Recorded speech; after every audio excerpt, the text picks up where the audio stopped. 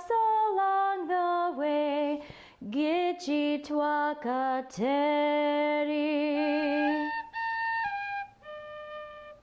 We give thanks for water clean, gift of the Creator, quenching thirst and giving strength, cleansing, purifying.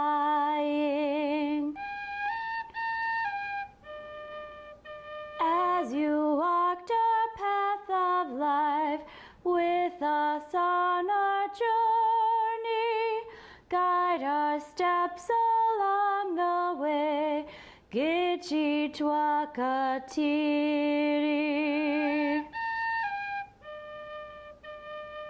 For all plants that nourish us, gift of the Creator, maple sugar, wild rice, thanks to the Creator.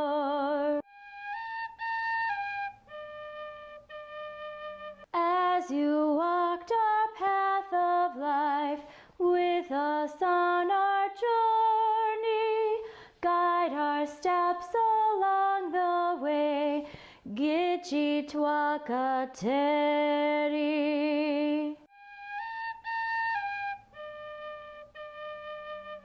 We give thanks for medicines, gift of the Creator, cedar, sweetgrass, burning sage, cherished gift of Sema.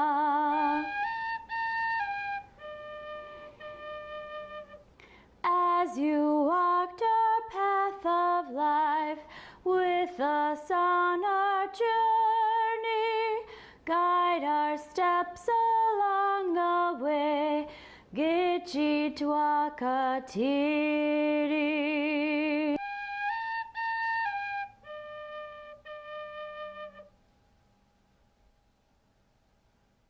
Father, I was wondering, what is your interest in Kateri Tekakwitha, and how long have you had this interest? Sure. Well, primarily from when I was assigned to the to be pastor of St. Anthony's in Mandaree and St. Joe's in Twin Buttes on the Fort Berthold Reservation, just since last July. And we have a huge, as you come into the church at St. Anthony's, which the church is shaped like an earth lodge, and when you go in the entrance in the gathering area, there's a 4x8 chalk drawing of St. Kateri that a man from Minnesota did a few years back. And then just being in the Native American community there, and just learning more about her, and this is fascinating. And she's such a good spiritual role model for us. So in a nutshell, that's my interest. Yep. And what is your ethnic background? I'm a German from Russia. So, and I have a whole history that's unique in itself. But I grew up in south central North Dakota, near the town of Hague. So sounds very interesting. Yeah. Okay. I am glad that you're a priest at these two churches. Oh, thank you. Me too. Yeah. And I'm glad that you're leading the people. We need good leaders. Thank you. Yeah, I'm feel very blessed to be there. So thank you. Yep, you're welcome. Thank you. Mm-hmm.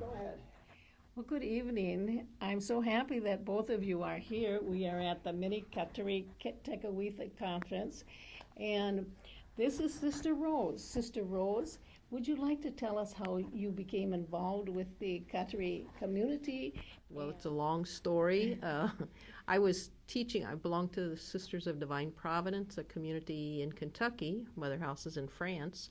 And once I started working in Indian ministry, I was the only one of our sisters doing such ministry. I was in Arizona on the Navajo Reservation, and then Pine Ridge Reservation with the Lakota Sioux, and in '93 came to Duluth as director for Indian ministry. A little bit different position than when I worked in the villages, and heard about Godly years before I started there when I was teaching, but then really became involved once on the reservation, and when I began going to the national conferences.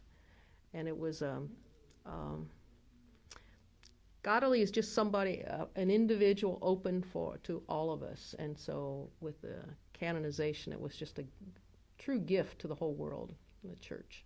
So that was really the beginnings. And now, as director, we have Kateri circles in Duluth Diocese, and so.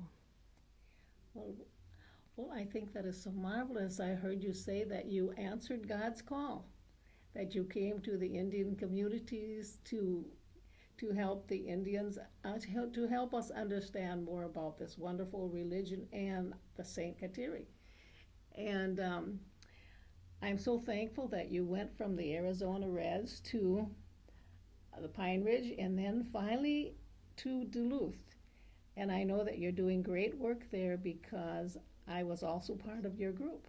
And here we have Alicia, and she's from the Grand Portage Reservation, and she is also part of Sister Rose's group, just like I was. Would you like to tell us about how you became interested? Maybe your family brought you? Sure. I first found out about Kateri through my grandmother.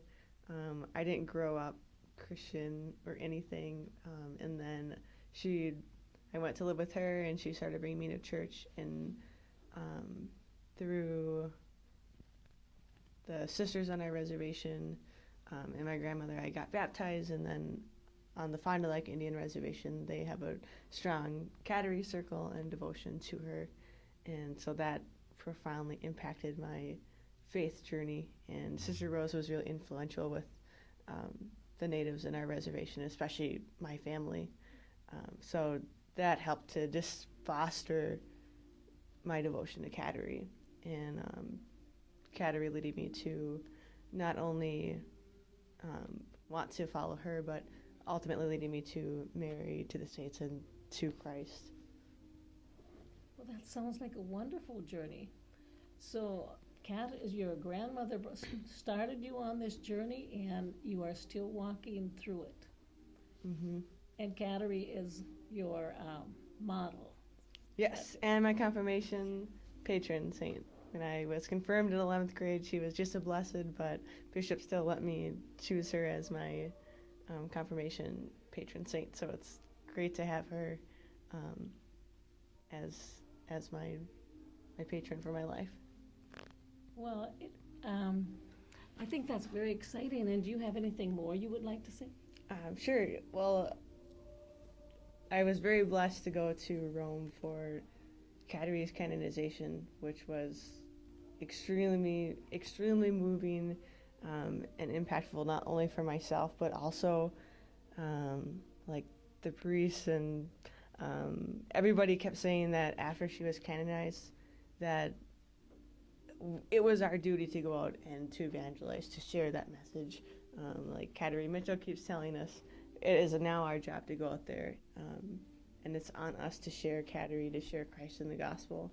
And so I think that's something that personally, I know that I have a strong desire to work with the youth in the diocese, to be able to share that message of Kateri. And since she was only 24 when she passed, pretty young, I think that she can have a huge impact on the lives of the Native youth in the Diocese of Duluth. That is very exciting. I think you have a wonderful life ahead of you. And I'm sure that you will lead many to Christ. I hope so, through the Holy Spirit. And through walking with Kateri. Mm-hmm. Walk in the footsteps of Kateri. Mm-hmm. And I'm just excited. And I certainly hope that I'm here 10 years from now to see what you've done. We'll report back to you. I'll be watching. Alicia walks the talk. I love it. That's wonderful. Thank you so much, Alicia. You're welcome. Thank you. Hello, Sister Veronica. Hello. We're so happy that you came here to the conference, and also Teresa. Thank you for coming.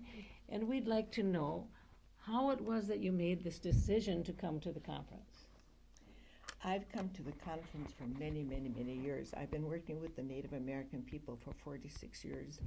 And so I've gone to the national ones, used to go to Native American congresses that they used to have years ago, and now it's the Mini-Conference. I know many of the Native American people. They feel just like my brothers and sisters, and I enjoy coming because I learn something new all the time, and it's like family reunion every year when we meet someplace. Well, that sounds really exciting. I'm glad to hear that. And Teresa used to go to school at Stefan where I taught, and I taught her brother the olden days, a long time ago. She was one of my teachers. Yeah, and I worked at boarding school. Sisseton for a number of years also, so I've been around to a number of different reservations. Well, that sounds really exciting. I'm glad you came to the conference. Well, thank you. It's been very enjoyable, very different. I haven't worked much with the Chippewa at all. Most of my work has been with the Dakotas and Lakotas. Mm-hmm. And the reason why I came is, well, I usually go to I try to go to the mini-tech conferences and the national Tech-A-Witha conferences. And just lately I've been bringing my grandchildren with me. And they really enjoyed Albany. Last year was their first year, and they thought it was awesome. So this year I asked if they wanted to come to the mini-tech, and they were excited about coming, and I'm glad. I mean, everything turned out well, except we kind of got in the traffic here coming, but we made it. So, and the food was really good, and the people are all, you see people that you've met in the past, and it's always good. Michael, I am Catherine, and I hear that you have come 600 miles to be here at the Kateri Conference, and I would like you to tell me a little about yourself and how you got involved. Okay. Nidosha, mabehe. It means how are you doing today? Me, Gakikish Heads is my name is Medicine Circle in my culture. But my English name is Michael DeVille. I came from the Fort Berthold Indian Reservation of west of North Dakota. My mom and dad are named Lisa and Walter. My little brother, Walter Jr. I have 3 siblings, and I'm blessed with having a daughter. She is a week old and 4 days, and my beautiful girlfriend. Hello, I heard that you came 600 miles to be with us here at this conference, and I interviewed your son, and I would like to know tell me more about your family and their involvement in the Catholic Church and the traditional ways. Well, my family is obviously very young. We've just started going back to church, actually, back to our Congress, the Catholic Congress. Been involved in a Catholic Congress all my life, but I and my wife, we just started attending back probably about 4 years ago. Haven't been really not away from the church, but going to church is something that we just kind of basically went back to.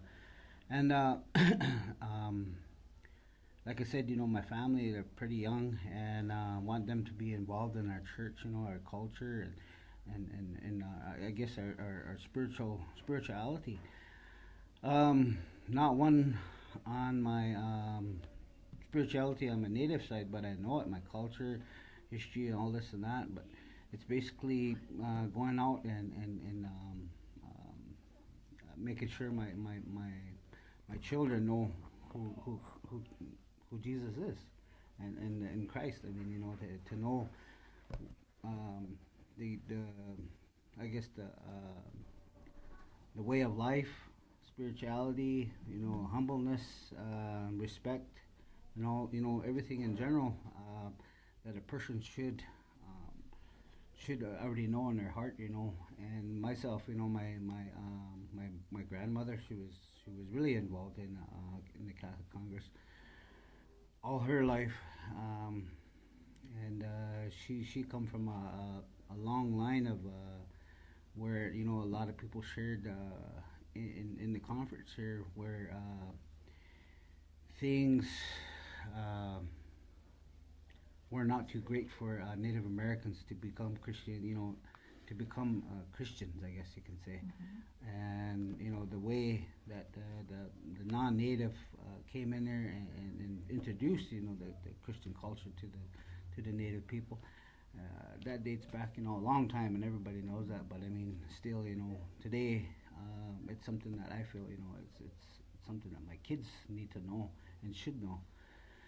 But it's hard. It's really hard. I mean, they have a tendency of getting bored right away, but it's basically something that they need to find in their heart, I guess, to accept the Lord and to know that it's we're not gonna I mean, either way, you pray at home, you pray in the church, you pray in a group, you pray yourself by yourself. You're still talking to Jesus. You're still talking to God. In your heart, and finding who you are. Is basically what I tell them. Tell my children, and me and my wife. We, like I said, just gone back to church, and our new pastor today is Father Paul, and Father Paul he's come to us. After our priest there was there for about 30 plus, almost 40 years, and Father Steve, he's known my grandmother, my mother, my aunts, all of my kids. He's retired today. He retired 2 years ago, a year ago. Probably about a year. Yeah, about a year, about 6 months actually, about 6 months. Yeah. But he's always been there for us. He's married us. The old church that we had in our community is now tore down. We have a new church in the shape of Earth Lodge that was fundraised by my family, numerous of families in our community, not just my family, but I know my grandmother. She's always been, like I said, she's always been involved in the Catholic Congress and donated a lot of money and plus a lot of other people in our community. A lot of old ones that were there when Father first came, went over there and donated a lot of money to our new church. And it's something that I hear, from place to place that I go, that it's a difficulty with Native Americans to have something brand new and not settle for something that's how do you say it when you get married?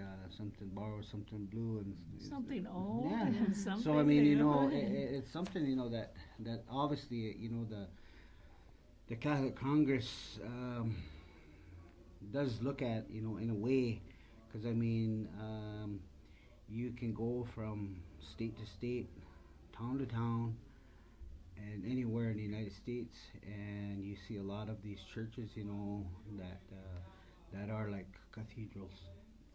And today, with the churches that the Native Americans attend, it's something that I feel it's a little bit run down, or it's a building that because I mean even our congregational congress in our community, they're dealing with their struggles, and to having a church, an actual church.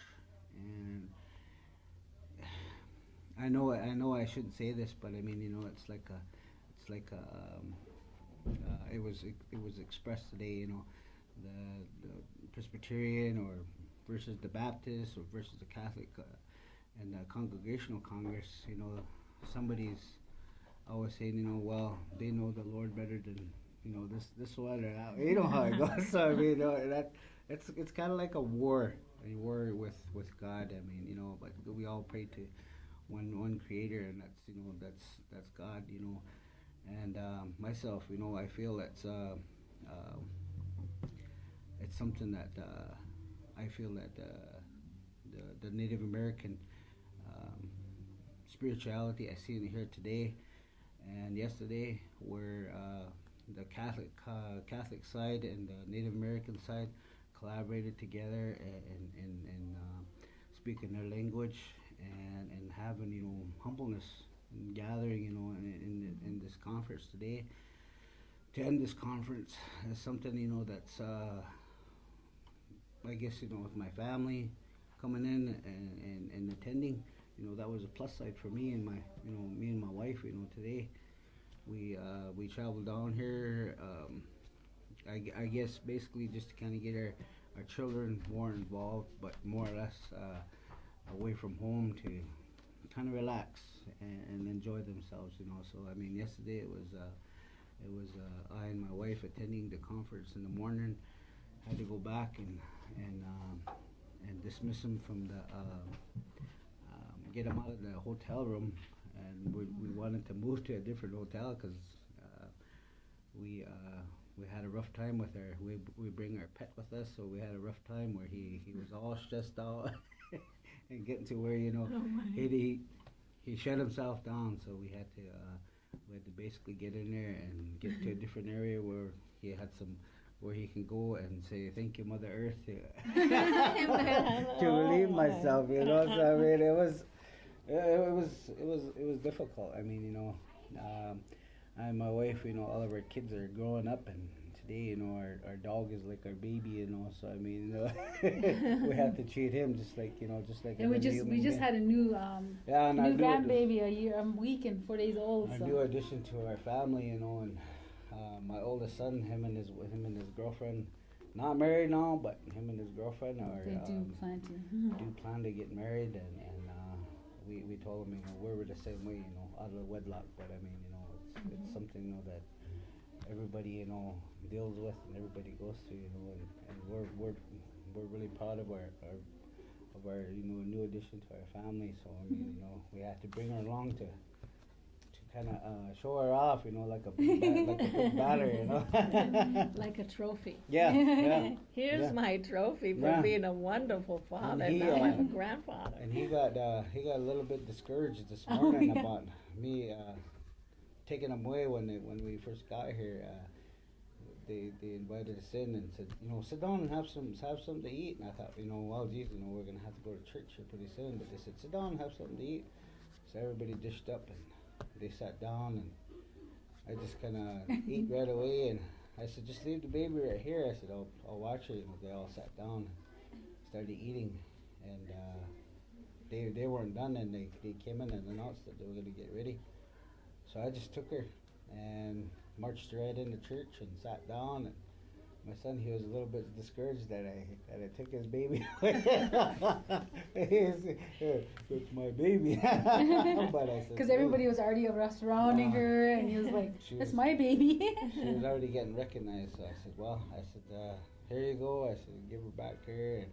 But I mean, she's a little angel to us, and we love her dearly, and I guess we basically do anything for her, I and her grandma, I and her grandma. So I mean, she's precious to us, and then our family is too. I mean, our kids. I mean, our sons and our daughter, and they're very precious to us, and we let them know, basically every day. I mean, material things are something, but I mean, the love that we give them, and we try to show them that we give them is probably sometimes not enough, but at least they know we're here. And we try to involve them in everything, like I said, getting them back to church and letting them know, that they need to attend church. But I mean, there's many back home that express not wanting to be inside of an area, where there's a lot of people. So they express, where they want to commit themselves to saying their own words and speaking they're doing their Christianity their own way in their own home.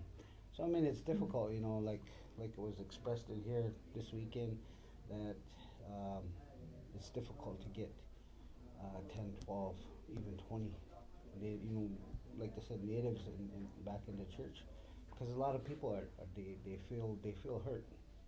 They express they express how they feel about the Catholic Congress, and it's difficult for them to come back.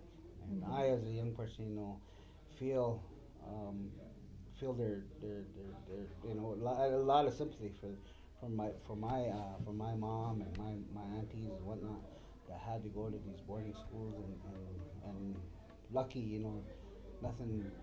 They never told me. Nothing ever happened to them. They just attended school. They were 300, 400 miles away, and that was part of their education. And going to a Catholic school, it was difficult for them, to be that far away from their mom and their dad. But that's what they said. It's the only way we're going to be able to get an education. And they were all attentive to the Catholic Congress for many years. And today, they're gone. They passed on to the spirit world. But they're in a better place. And I myself, I feel it's some place that we're all going to meet one day. When we pass on too. But basically, they know that we're doing okay, and try to bring myself, like I said, try to bring myself, and I guess I and my wife bring each other back to the Lord. It's basically what we're here. Oh, that sounds so marvelous. And I heard you say that you had great joy when the church was built, and you went into this church with a beautiful new church, and that your ancestors have prayed for many, many years for you and for the church and for everybody being in the same fold. And I also heard you say that you are so proud of your family that you are almost bursting. If you were wearing buttons, they would pop. Yes, yes. And it brings kind of tears to my eyes, but my family is basically always been, like I said, always been involved in the church. My grandmother, she didn't want to be recognized. She didn't want her name even expressed.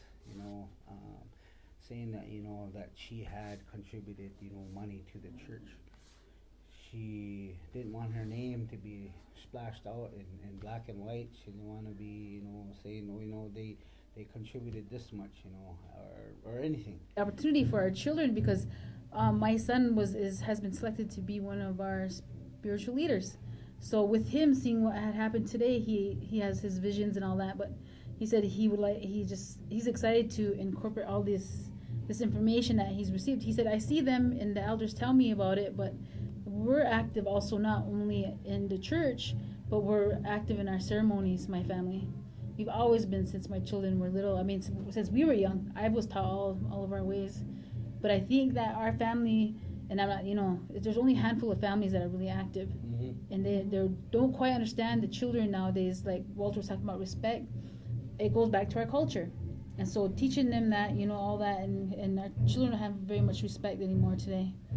And especially in the school system, what we see. So our children, we, just like I said, we involve them in a lot of everything that we do.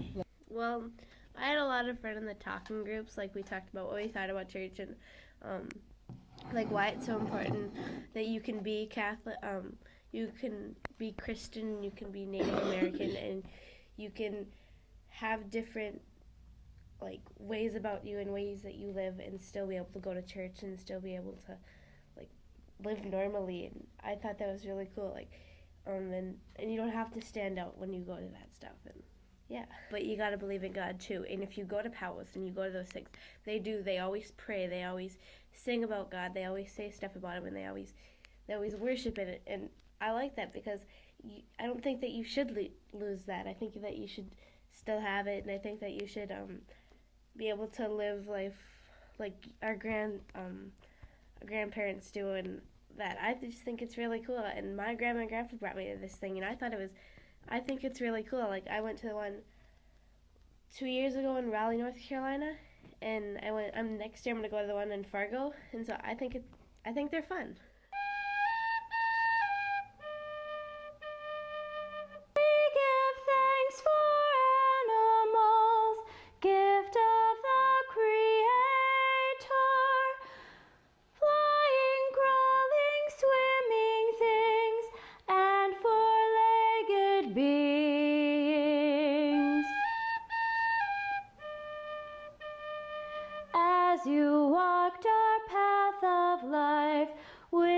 us on our journey, guide our steps along the way, Gichi Twakatiri.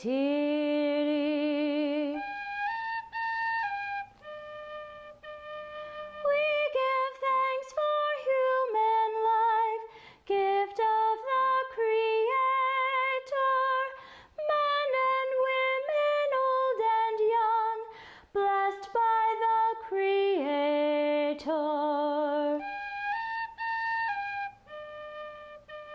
As you walked our path of life with us on our journey, guide our steps along the way, Gichi Twakatiri.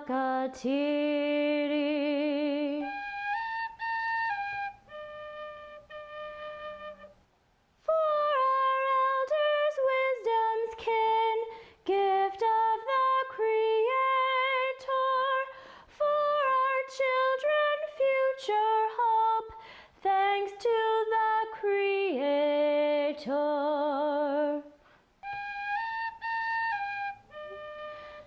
As you walked our path of life with us on our journey, guide our steps along the way, Gichi Twakatiri.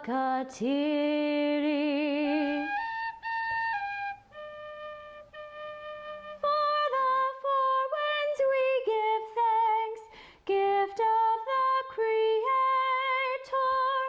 east and south and west and north, blessing us with wisdom.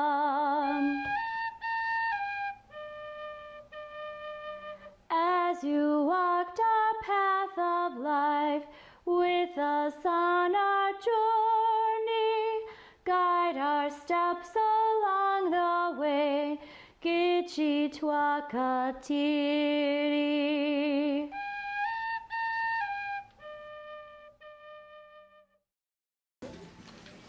I am very honored to be here with all of you to celebrate and to honor our saint, Kateri Mini-Conference.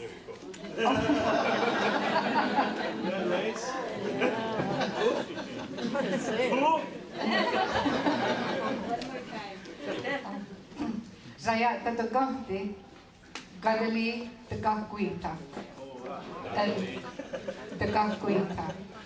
And the reason that I pronounce it this way is both of us, the saint and myself, come from the same Mohawk nation, so it's our language.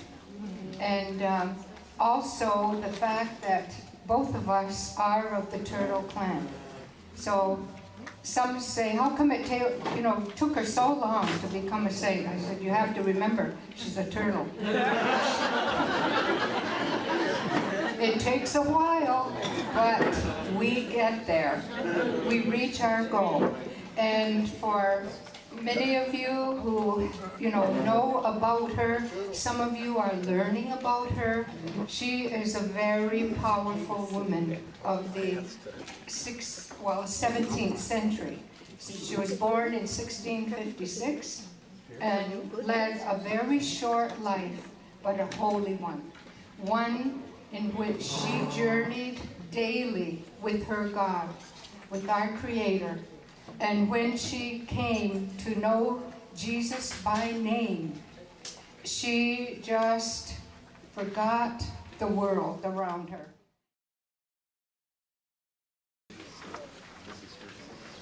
I'm honored, and this is really going to be fun for me. Let me tell you a little bit about what I tried to do in creating this melody. I came to worship here, not frequently, but frequently enough to understand something about the kind of melodies that at least this community used when they weren't singing the Buraga hymns, when they weren't singing French melodies, but were singing their own melodies. And the patterns always started high. They always started high and then would come down a scale. And usually it would be a whole octave. And usually, actually, the melodies would start high and then would be repeated in the middle and then go low again, right? So I just got used to that. So I figured that was a pattern that would work. Then the second thing was, the idea was that in the verses, as you can see, 1 through 7 on one side, 8 through 13 on the other, the verses I originally thought would be done by a solo voice, and then everyone would always come in with the refrain. But what I found out was everybody likes singing it, so everybody sang it all the way through, as long as they had the text, which I think is great. Start over. But you know, I just wanted to say about the jail ministry is that I accepted. I was the only native as part of that team. But you know, in Walker, you know, about, you know, if you had, let's say Walker had 40 prisoners, 30 to 35 of them would be native people. So what we do, we go about an hour and 15 minutes. So about the first hour, we just do like a Bible study, take a scripture, and then save the last 15 minutes for one-on-one, or group or prayer. And what I like to do is I like to tell the question came up many times was, can I be, I'm a native person, he says, can I be a Christian and still practice my traditional ways? And I said, yes, you can. I said, I do. I said, I was brought up in a community where my folks taught me a lot of the spiritual beliefs of the Ojibwe people, you know, and I still carry those with me today, you know. And so anyway, I was really surprised that, you know, the native people that were in the jail, that they would open up and they'd say, yes, I'm worried about my son, I'm worried about my wife, stuff like that. And we would pray about it. And that happened almost all the time, you know, with the jail ministry. And I really valued that time that I spent with those people. Feel really blessed to be here, meet so many nice people. You're a fine bunch of Episcopalians, I'll tell you. And it's just really nice to be here. I've enjoyed this conference very much. And I especially enjoyed the tour yesterday because I was not aware that there was as much Dakota influence in this area as there was. And so I just appreciate the fact that we learned a lot more about our history. In Duluth, after the canonization, we tried to celebrate something each month and to take our little presentations to different reservations and off the reservations as well, make it a diocesan-wide continuation of the canonization. So we had some things on reservations and some things off the reservation, trying to open up things to the non-natives. As you walked a path of life with us on our journey, guide our steps along the way, Gichituakatiri. For our holy grandfathers, gift of the Creator, thunder beings bringing rain, we give thanks together.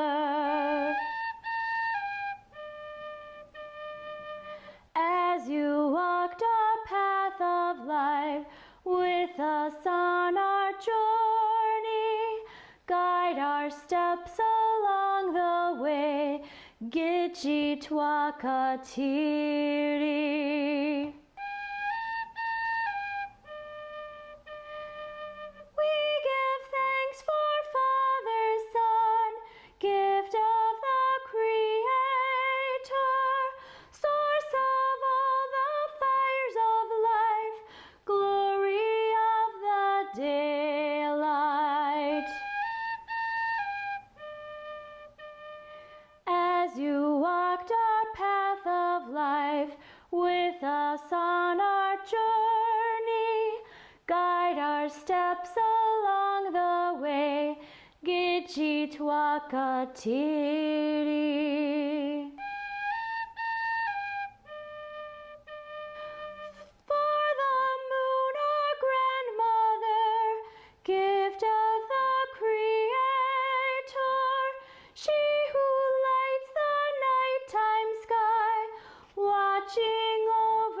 childbirth.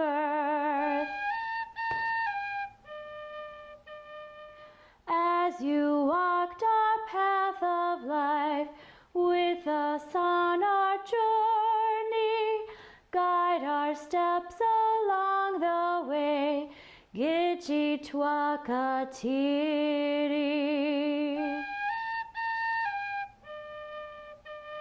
For the stars that shine so bright, gift of the Creator, shining bright across the sky, guiding us back homeward.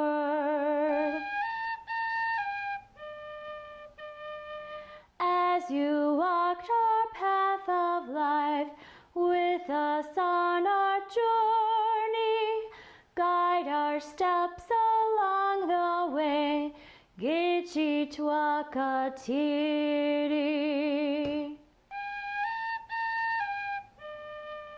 Oh, Great Spirit, we give thanks, gathered in your garden, bound to you in harmony, caring for creation.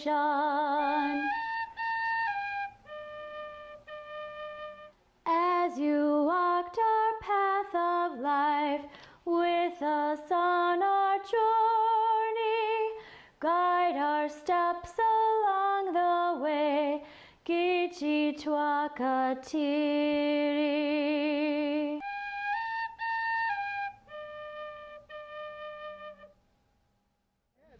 Hello, Lisa. I hear that you're the person who coordinated all of this lovely conference here. Could you tell us a little bit about yourself? Oh yes, I'm a member of the Spirit Lake Dakota Nation, and that's What is your relationship with Gitchi twa Kateri? I have a very close relationship with Gitchi twa Kateri, Saint Kateri Tekawitha. I would say it began when I became the conference coordinator. I began having a close relationship where I could feel her, and she would come into my dreams and give me information. I'm very honored to be the conference coordinator and very humbled to have this position, and it's been a wonderful experience, so I'm just happy to help. Thank you again. Oh, you're welcome.